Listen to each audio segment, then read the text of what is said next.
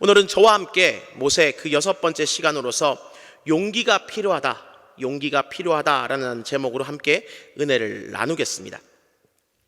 우리는 지난번에 하나님의 그 부르심 가운데도 나는 못한다라는 말만 되뇌이던 그런 모세를 살펴보았습니다.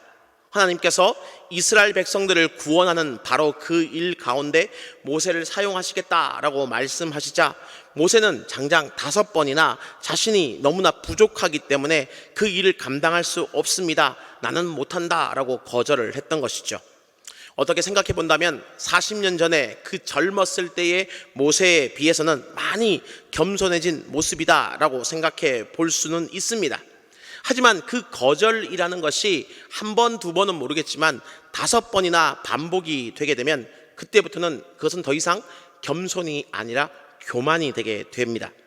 왜냐하면 자신을 사용하시겠다는 그 하나님보다 아무것도 할 수 없다는 자기 자신을 더 크게 보기 때문입니다. 하나님의 능력이 아무리 커도 자신의 그 무능력을 커버할 수 없다라고 보기 때문이죠. 그리고 이것은 하나님의 능력보다 자신의 어떤 무능력을 더 크게 보는 것이기 때문에 바로 교만이 되는 것입니다.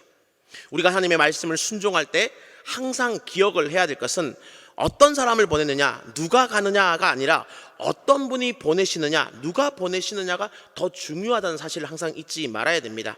몇 번 말씀을 드렸지만 하나님을 만약 수학기호로 표현을 하게 된다면 팔자를 옆으로 눕혀놓은 무한대라고 표현할 수 있을 겁니다.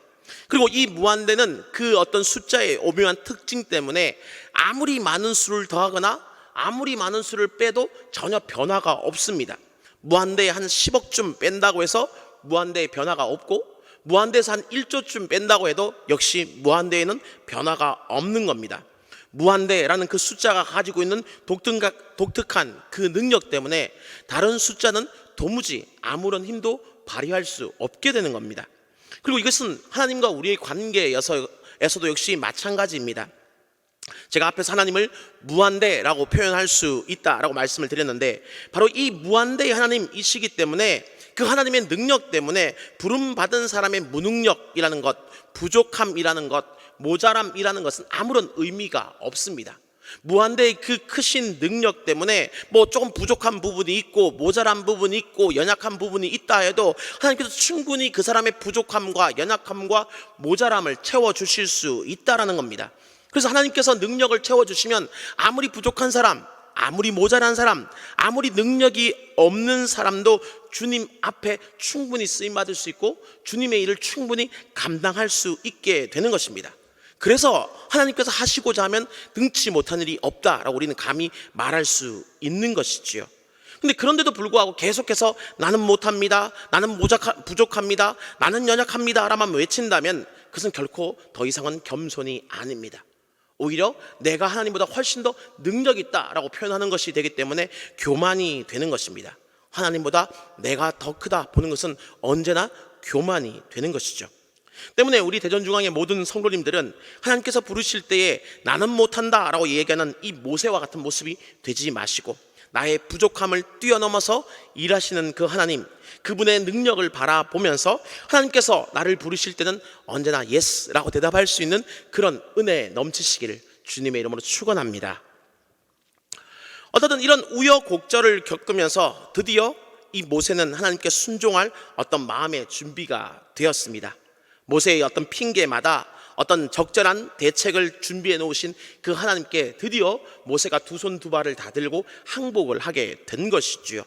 그러고 나서 이제 모세는 그의 장인이었던 이드로와 가족들에게 가서 이집트로 돌아가서 이스라엘 백성들이 어떻게 지내는지 알아보기로 했다라고 말을 합니다.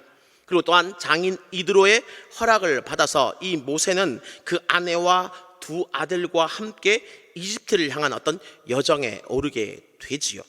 근데 한참을 가다가 갑자기 한 사건이 발생하게 되는데요. 출애굽기 4장 24절을 보시면 하나님께서 갑자기 모세를 죽이려고 나타나신 겁니다. 이 하나님 말씀에 순종하여서 진짜 이집트로 가겠다 하는 그 모세를 지금 하나님께서 갑자기 나타나서 죽이려 하셨다는 겁니다. 근데 성경이 정확한 그 이유를 설명하고 있지 않기 때문에 하나님께서 왜 모세를 죽이려고 하셨는지 우리는 정확한 이유는 알 수 없지만 그 이후에 모세의 아내였던 그 십보라가 급하게 자기의 아들에게 할례를 행한 기록을 통해 보았을 때 우리는 이것이 할례와 관련된 문제가 아니었을까라는 것을 짐작해 볼 수 있습니다. 하지만 아무리 유명한 학자들도 이 부분에 대해서 속 시원한 대답을 주지는 못하고 있습니다. 다만 제 개인적으로 좀 추측을 해 보기로는 아마 이 이방 미디안의 어떤 제사장의 딸이었던 이 십보라가 남자아이가 태어난 이후에 8일 만에 할례를 행한다, 이것을 어쩌면 부정적으로 보았을 가능성이 크다라는 겁니다. 이스라엘 백성이 아니기 때문에, 이방인이었기 때문에 어린 아들의 몸에 칼을 댄다라는 것을 어쩌면 잔인하고 혐오스럽게 보았던 것이겠죠. 요즘도 이렇게 병원에 가서 아이들을 어떤 포경 수술을 시키겠습니다 하면은 어린 아이들에게 트라우마가 생길 수 있기 때문에 좋지 않습니다라고 반대하는 그런 모습들을 많이 볼 수가 있는데요. 바로 그것과 마찬가지였던 생각들을 이 십보라도, 아내였던 십보라도 가졌던 것 같습니다. 그래서 그는 할례를 반대했고 그 결과 모세는 아들들에게 할례를 행할 수 없었을 것이죠. 하지만 지금 모세가 가고 있는 길이 어떤 길입니까? 언약 백성인 그 이스라엘 백성들을 구원하기 위해서 지금 애굽으로 가는 길 아니겠습니까? 그런데 자기 가족은 아직 할례를 받지 않은 그런 모습, 언약 백성이 아니다라는 그런 모순 가운데 있으면서 또 다른 언약 백성을 구원하러 가겠다라는 것은 어쩌면 말이 되지 않는 이야기입니다. 자기 가족은 전혀 언약 백성이 아닌데 나는 언약 백성을 구원하러 가겠다라는 것은 조금 모순이 된다라는 것입니다. 그래서 하나님께서는 지금 이 대업을 앞두시고 어쩌면 이 모세의 가정부터 온전한 언약 백성으로 만들기로 작정을 하신 것 같습니다. 그리고 이를 위해서 언약의 표지, 언약의 어떤 표징이라고 볼 수 있는 이 할례를, 그것도 심지어는 이 할례를 부정하던 어떤 십보라의 손으로 하게 만드셨을 가능성이 굉장히 큰 것이죠. 그래서 모세의 온 가족이 온전한 언약 백성이 되기를 하나님은 바라셨던 겁니다. 하지만 그 이후의 어떤 사건의 흐름은 조금 하나님의 기대와는 다르게 흘러가는 것 같습니다. 이 부분을 좀 더 이해하기 위해서 제가 주목한 하나의 질문은 하나님이 왜 모세를 죽이려 하셨느냐, 이것이 아니고요, 오히려 이 사건 이후에 과연 십보라는 어디로 갔을까라는 사실입니다. 이 사건 이후에 이 피난편이라고 부르면서 이 십보라가 아들의 어떤 할례를 행한 이 이후에 과연 십보라는 어디로 갔을까라는 부분입니다. 제가 왜 이런 질문을 던지느냐면은 출애굽기 4장에서 이 아들에게 할례를 행하고 남편에게 당신은 나의 피난편이다라고 격렬하게 반응을 했던 이 모세의 아내 십보라가 어떤 하나님의 그 기대처럼 언약 백성이 된 것이 아니라 이후 한동안 성경에 전혀 등장을 하고 있지 않기 때문에 그렇습니다. 모세가 이스라엘 백성들에게 하나님의 구원을 선포할 때에도 그녀는 없었고, 또 하나님께서 이집트 땅 가운데 10가지 놀라운 그 재앙을 내리시며 또 이스라엘 백성들을 이집트 군대에게 쫓기는 그 가운데 어떤 긴박하게 홍해를 가르며 건너던 그 순간 가운데도 그 성경 그 어디에도 이 십보라가 이스라엘 백성들과 함께 했다라는 기록은 전혀 존재하지 않는다는 겁니다. 그렇다면 과연 그녀는 어디 가 있을까요? 출애굽기 4장에서 사라졌던 십보라가 다시금 등장하는 본문은요, 성경의 14장을 훌쩍 뛰어넘어서 출애굽기 18장 2절 이하의 말씀에서 다시 등장을 하고 있습니다. 우리 화면을 보시면서 우리 한번 읽어보겠습니다. 같이 읽겠습니다. 시작. 모세의 장인 이드로가 모세가 돌려보냈던 그의 아내 십보라와 그의 두 아들을 데리고 왔으니, 바로 이 부분입니다. 피난편이라고 부르면서 극렬하게 반응했던 어떤 이 반응을 보였던 이 십보라가 오랫동안 보이지 않다가 언제 다시 등장하느냐, 출애굽기 18장에서 이 모세의 장인이 되는 이드로와 함께 다시금 광야 가운데 있는 이스라엘 백성들 가운데 등장을 하게 되었다라고 이야기를 하고 있는 것이죠. 근데 여기 중간에 2절을 보시면은 제가 표시를 색깔을 하면서 표시를 둬놨는데 모세가 이전에 아내를 돌려보냈다 이렇게 지금 기록을 하고 있습니다.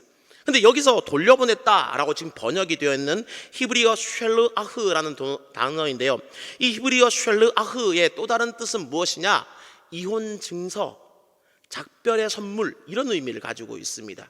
곧 이 모세가 이 십보라를 돌려보낼 때 이혼 증서를 주었다, 이렇게 충분히 해석이 가능하다라는 것이죠.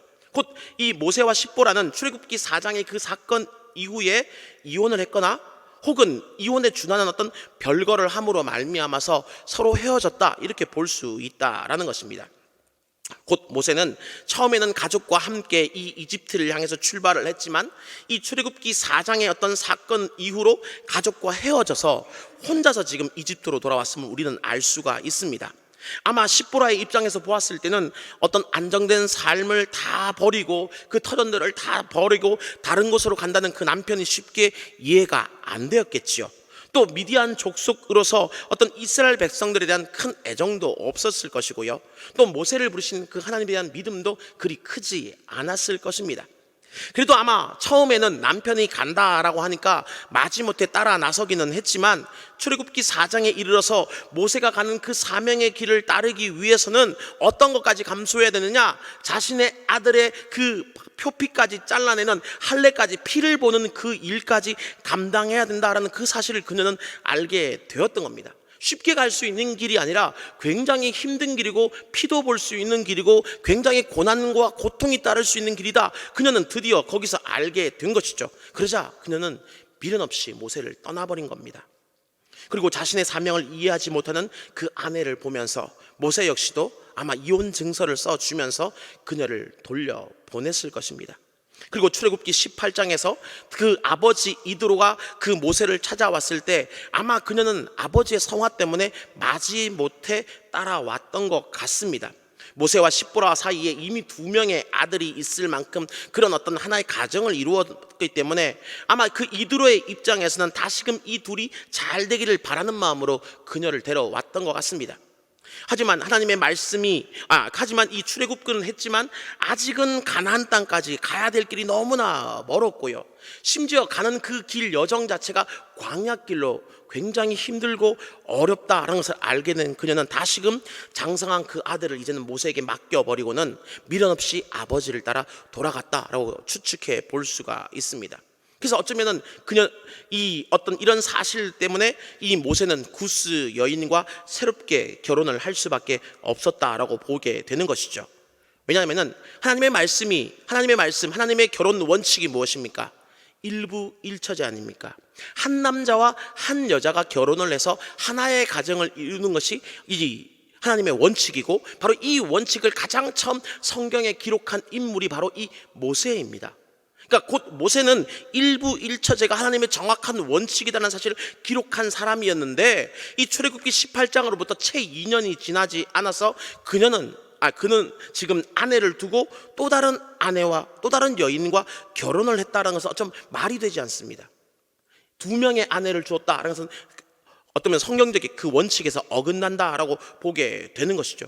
그렇게 봤을 때 이 이드로가 돌아갔을 때 십보라 역시 떠났을 것이다 라고 우리는 충분히 추론해 볼 수 있는 겁니다. 결국 이 모세는요, 이 신앙을 위해서, 사명의 길을 가기 위해서 자신의 그 사명을 이해해 주지 못하는 가족과 이별하는 그런 아픔을 겪었습니다. 하지만 이런 모세를 보고 있자니까 한 말씀이 떠오릅니다. 누가복음 14장 26절 말씀인데요, 우리 화면을 보면서 다시 한번 또 읽어보겠습니다. 시작.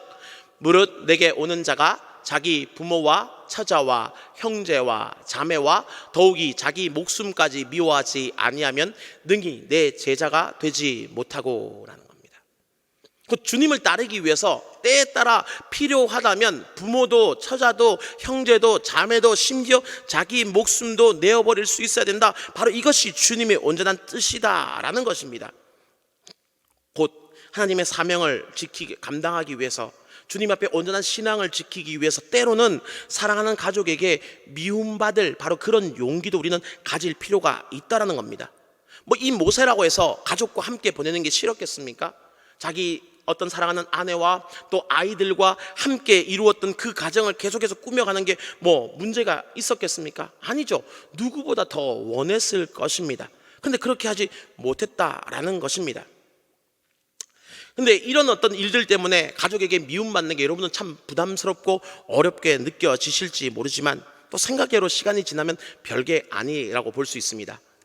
저는 이제 신학교를 가겠다 할 때 제가 저희 집안의 장남이자 장손이거든요.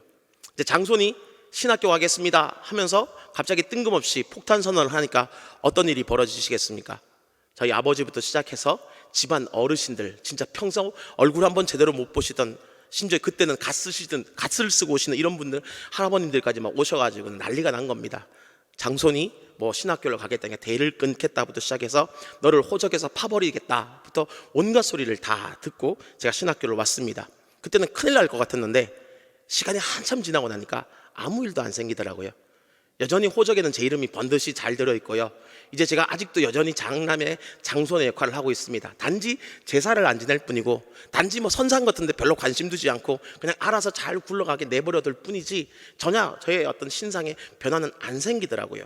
곧 우리가 정말 사랑하는 가족에게 때로는 신앙을 위해서, 사명을 위해서 미움을 받는다 하여도 생각외로 시간이 지나고 나면 아무것도 아닌 것처럼 변할 수 있습니다. 왜? 하나님께서 그렇게 만들어 가시기 때문입니다.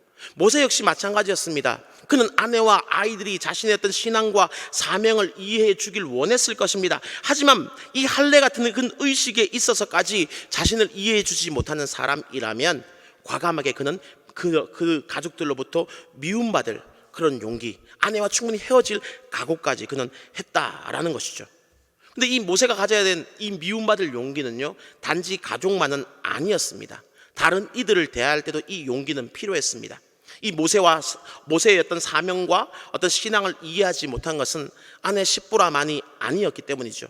동족이었던 이스라엘 백성들 역시 마찬가지였습니다. 그들도 이 모세의 사명과 신앙을 제대로 이해하지 못하기는 마찬가지였습니다.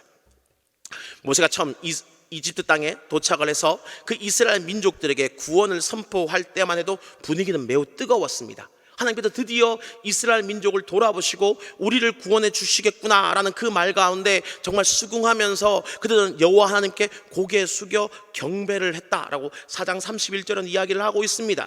이 모세가 선포하는 구원이 곧바로 자기 자신들에게 유익을 줄 것을 그들은 기대했기 때문이죠. 하지만 막상 그 과정에서 자신들에게 지금 피해가 오히려 돌아오게 되자 동족이었던 이 이스라엘 백성들은 언제 그러냐는 돌변을 해버립니다. 그게 오늘 본문인 출애굽기 5장 20절과 21절 말씀인데요, 우리 다시 한번 같이 읽어볼까요? 5장 20절 21절입니다. 시작. 그들이 바로를 떠나 나올 때에 모세와 아론이 길에 서 있는 것을 보고 그들에게 이르되 너희가 우리를 바로의 눈과 그의 신하의 눈에 미운 것이 되게 하고 그들의 손에 칼을 주어 우리를 죽이게 하는도다. 여호와는 너희를 살피시고 판단하시기를 원하노라. 여기 보시면은 여호와는 너희를 살피시고 판단하시기를 원하노라 이렇게 되어 있기 때문에 뭔가 좀 객관적인 상황 가운데 하나님께서 잘잘못을 따져주십시오 이렇게 이야기하는 것처럼 보일지 모르지만 원문의 의미는 조금 더 다르다라고 볼 수 있습니다. 그 의미를 조금 더 쉽게 잘 번역을 해놓은 성경들이 있는데요, 먼저 새번역 성경은 이렇게 이야기를 하고 있습니다. 여호와께서 당신을 내려다 보시고 심판하시기를 바라오. 심판해달라는 겁니다. 또 쉬운 성경은 이렇게 이야기를 하고 있습니다. 주님께서 당신들을 내려다 보시고 벌을 내리시면 좋겠소. 지금 이렇게 하는 겁니다. 이게 무슨 이야기냐면 좀 그 배경을 이해하시면 좋은데요, 다음과 같은 배경에서 나온 겁니다. 곧 이스라엘 백성들을 만난 후에 지금 이 모세는 하나님의 그 명령을 따라서 이집트의 왕, 애굽 왕 바로를 찾아갑니다. 그리고 하나님의 말씀대로 그 바로에게 이스라엘 백성들을 이집트에서 내보내라라고 요구를 하게 되지요. 하지만 바로는 뭐라고 얘기하느냐, 도대체 여호와가 누구이기에, 여호와라는 신이 누구이기에 나에게 그런 요구를 하고 우리 국가 이집트의 가장 귀중한 노동력을 내보내라고 얘기하느냐라고 말도 안 된다라고 얘기하며 단칼에 그 요구를 거절하게 되지요. 그리고 이스라엘 백성들을 내보내는 대신에 오히려 어떻게 하느냐, 이 백성들이 지금 시간적 여유가 있고 마음의 여유가 있으니까 딴 생각을 한다라고 이야기하면서 그 노동의 강도를 높여버립니다. 백성들이 만드는 그 어떤 벽돌을 만들 때 쓰는 재료 중에 하나인 짚을 주지 않으면서 이전과 동일한 양의 어떤 벽돌을 만들어내라라고 명령을 하게 된 것이죠. 그리고 이 이스라엘 백성들이 어떤 시간과 재료의 부족으로 말미암아서 그 일을 제때 해내지 못하자 이 백성들을 때리기까지 합니다. 이에 이 백성들은 바로를 찾아가서는 자신들의 노역이 너무 무거우니 좀 가볍게 해달라라고 요청을 했지만 그 요청은 거절당하게 되지요.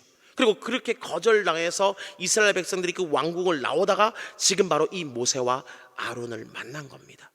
그렇게 모세와 아론을 만난 것이 오늘 본문의 배경이고, 그때 바로 한 말이 무엇이냐? 여호와는 너희를 살피시고 판단하시기를 원하노라. 좀 더 원문에 가깝게 좀 직설적으로 표현하자면 당신들을 심판하시길 바란다. 당신들에게 벌을 내려주셨으면 좋겠다. 그렇게 이야기를 하는 겁니다. 한마디로 너희들 때문에 우리가 힘들어졌기 때문에 우리를 힘들게 한 너희를 하나님께서 벌 주셨으면 좋겠다.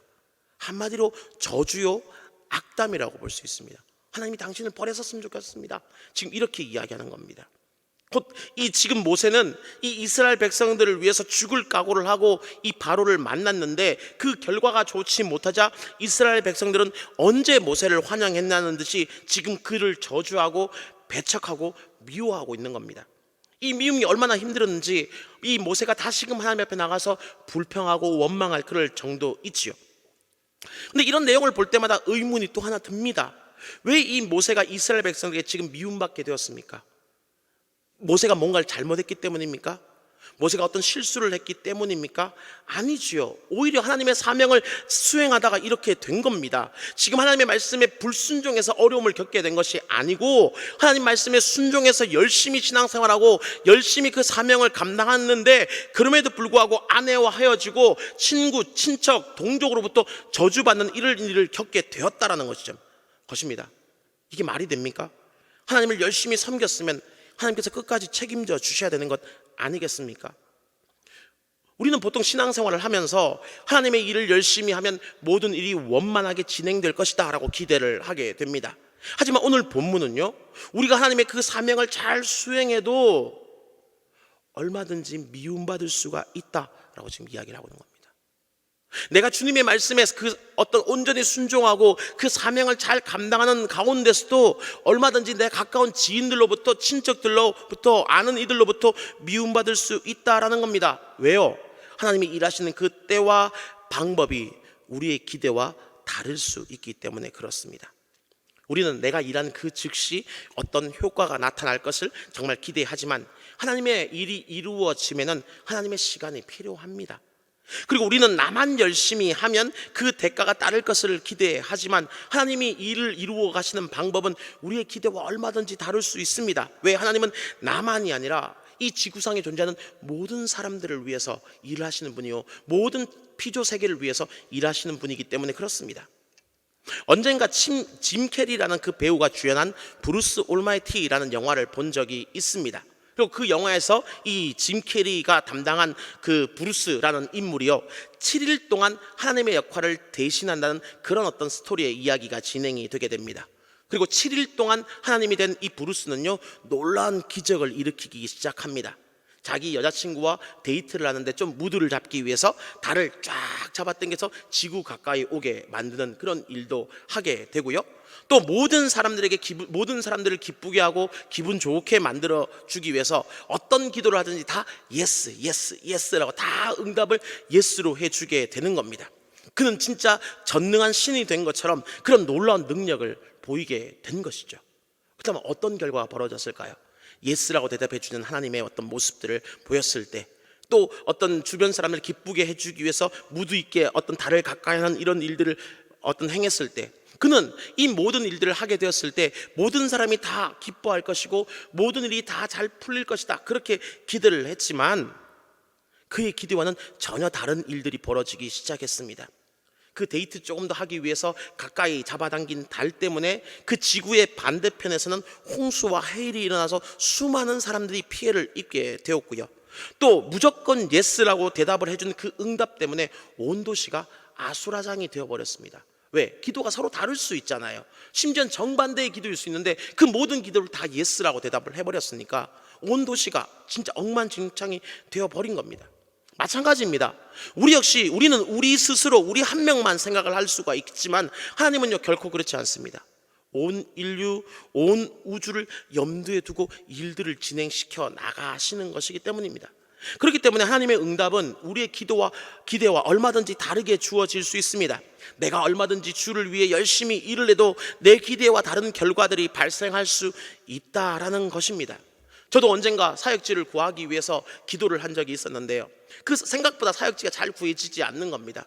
저도 모르게 어느 순간 불평이 나오더라고요. 하나님, 이만큼 열심히 기도했으면 제가 사역지를 이제는 좀 주실 때가 되지 않았습니까? 라고 이야기하는데, 그때 제 마음에 주셨던 응답이 무엇이냐면, 너만 내 종이 아니고 또 다른 기도하는 수많은 종들이 있단다.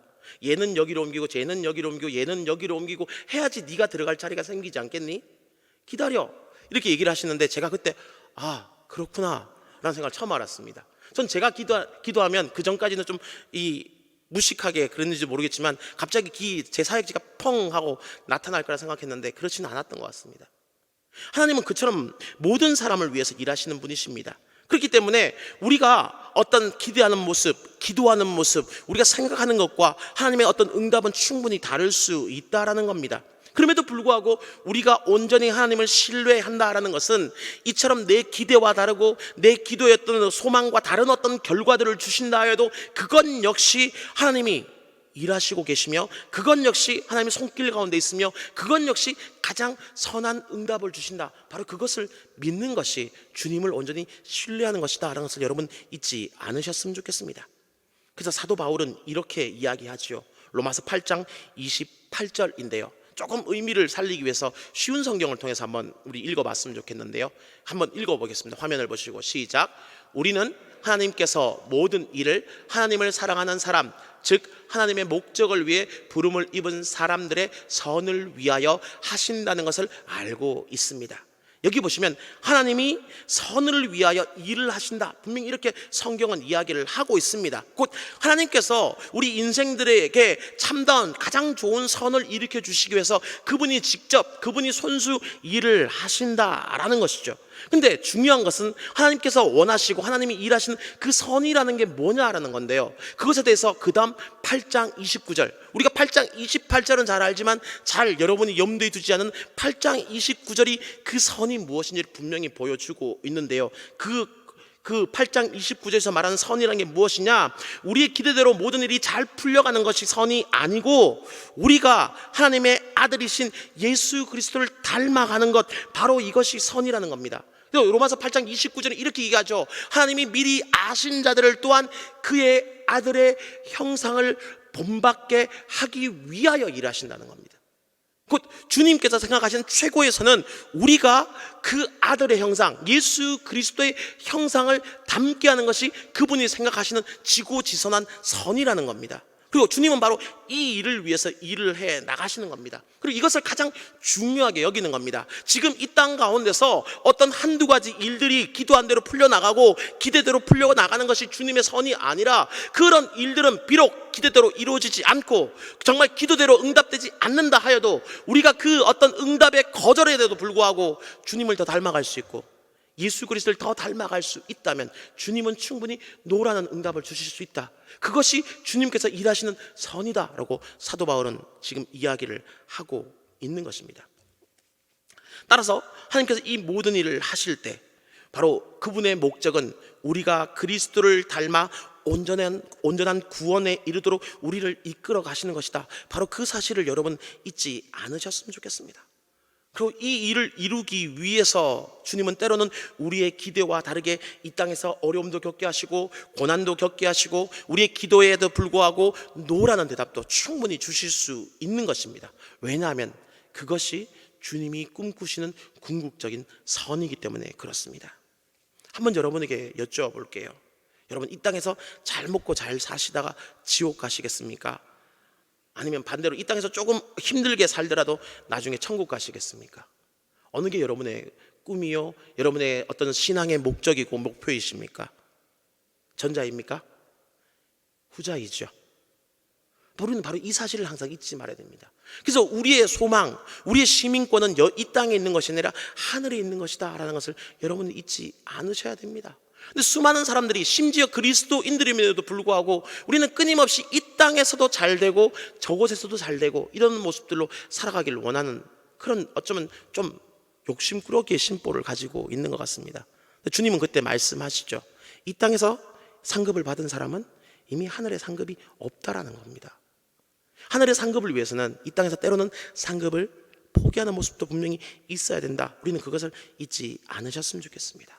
주님은 그래서 우리가 마침내는 주님의 그 나라 가운데 온전히 이르게 만드시기 위해서, 이 궁극적인 선을 이루시기 위해서 우리를 위해서 일해 가시는 겁니다. 그리고 그렇게 일해 가시는 어떤 순간순간들 가운데 때로는 우리는 가족에게 미움받을 용기도 필요하고요, 가까운 지인들에게 미움받을 수 있는 그런 상황들도 벌어질 수 있게 된다는 것을 잊지 않으셨으면 좋겠습니다. 누군가를 전도하기 위해서 우리가 새생명 축제를 앞두고 지금 전도 대상자를 두고 기도하고 있는데, 그 사람에게 복음을 전하러 갔는데 불구하고 그 사람으로 또 냉대를 받을 수도 있고요, 어떤 집에 이렇게 방문을 하기 위해서 띵동 했는데 갑자기 물벼락이 쏟아질 수도 있는 그런 상황들이 벌어질 수 있다라는 겁니다. 그럼에도 불구하고 그것이 우리를 예수 그리스도답게 만드신다면 주님은 충분히 우리가 그 일을 겪게 만드실 수도 있다는 것을 우리는 잊지 않았으면 좋겠습니다. 그 다음에 이제 우리는 이 말씀 앞에 어떻게 살아가야 되겠습니까? 무엇보다 먼저 하나님은 항상 오르시고 항상 우리에게 선이 되게 모든 일을 이끌어 가신다, 바로 이 사실을 인정하시고 이 사실을 온전히 믿으시고 이 사실을 따라가실 수 있는 저와 여러분 되기를 주의 이름으로 축원합니다. 그리고 그 하나님께 모든 것을 내어 맡길 수 있어야 됩니다. 내 기대와 다르고 내 기도와 다르고 내 소망과 달라도 분명 하나님은 가장 선한 그 뜻, 우리가 하나님의 아들 되어 그리스도를 닮아가는 그 뜻, 그 선을 이루시기 위해서 지금도 변함없이 신실하게 항상 일을 하고 계시는 분이시다, 바로 이분께 나를 전적으로 맡길 수 있어야 된다는 것을 잊지 마십시오. 그리고 이 주님을 따르는 일에는 때로는 대가를 요구할 수도 있습니다. 가장 가까운 가족이, 때로는 가장 가까운 친구가, 내가 믿고 있던 가까이 지냈던 누군가가 나를 미워할 수도 있습니다. 우리의 신앙을 이해하지 못하고 우리의 사명을 이해하지 못하기 때문에 미워할 수도 있을 때 기꺼이 나는 주를 위해 미움받겠노라 하는 그 미움받을 용기도 낼 수 있기를 바랍니다. 우리의 신앙과 믿음이 항상 주변 사람들에게 인정받을 수 있는 것은 결코 아닙니다. 누군가는 분명 내 믿음과 사명을 이해하지 못할 수 있고요, 무엇보다 가장 궁극적으로 우리의 대적되는 사단과 마귀는 우리의 신앙과 믿음을 미워합니다. 그래서 이 사단과 마귀의 미혹으로 말미암아서 어쩌면 나와 가장 가까운 누군가가 나를 미워하는 순간이 찾아올 수 있고, 그럴 때 우리는 그 미움을 기꺼이 받아낼 수 있는 그런 용기를 가지시길 바랍니다. 그리고 이 사명을 이루기 위해서 필요하다면 왕 앞에 설 수 있는 그런 자격도 그런 어떤 용기도 낼 수 있기를 간절히 소망합니다. 그래서 폴 트루네라는 그 의사이자 저명한 기독교 작가는 자신의 책 모험으로 사는 인생이라는 책에서 이렇게 이야기를 합니다. 모험으로 사는 인생은 두려움 없는 삶이 아니라 오히려 각종 두려움을 충분히 인지하는 가운데 영위하는 삶입니다. 모험으로 사는 인생은 두려움이 있음에도 불구하고 앞으로 나가는 삶입니다. 두려움이 있음에도 불구하고, 미움받을 그 상황을 충분히 인지했음에도 불구하고 그 앞으로 나갈 수 있는 삶, 어떻게 그럴 수 있을까요? 하나님이 선하게 일하신다, 그 사실을 믿기 때문이다 라는 것을 잊지 마십시오. 그래서 모세는 기꺼이 그 길을 걸어갔습니다. 처음에는 힘들었겠지만 그럼에도 불구하고 그는 그 길을 묵묵히 걸어갔습니다. 그래서 그는 마지막 순간 하나님과 얼굴을 대면한 사람으로 그 성경 가운데 기록되었다라는 것을 잊지 마십시오. 그러므로 우리 역시 언제나 우리를 선하게 구원의 길로 인도하실 그 주님을 바라보면서 이 미움받을 용기를 가지고 모험으로 사는 그런 인생으로, 그런 신앙으로 살아가실 수 있기를 주님의 이름으로 축원합니다.